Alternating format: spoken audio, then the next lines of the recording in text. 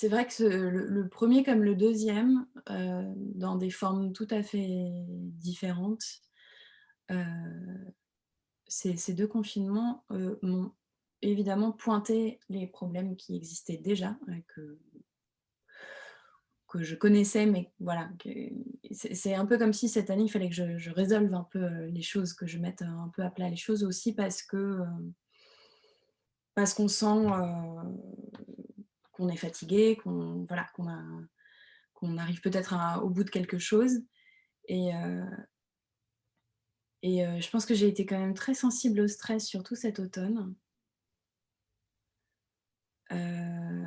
Étant sensible au stress, je me suis vraiment dit, «Tu peux pas,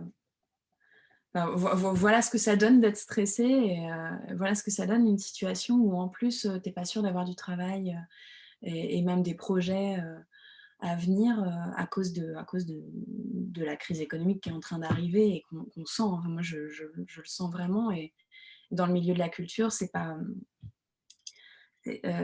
c'est aussi en termes de, voilà, de subventions allouées, d'aides, données aux artistes. Je pense que c'est une chose, qui est en train de se sentir et qui fait peur, quoi.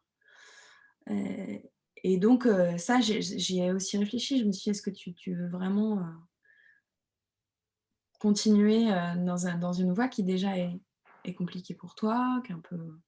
qui est malmenante et en même temps, tu sais très bien pourquoi tu as signé?» Heu et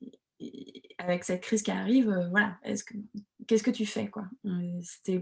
y avait une prise de décision, à prendre qui en plus, au moment où on est stressé, ben, on sait enfin, tout est comme je disais, tout est absolu, quoi. Il y a vraiment quelque chose de on n'arrive pas à voir, les demi-mesures, on n'a pas de recul et moi, c'est ce que ça a un peu provoqué finalement cet automne, ce confinement. Je suis arrivée à une sorte d'apothéose début janvier là, où je me disais: «C'est pas possible là, ça marche pas, ça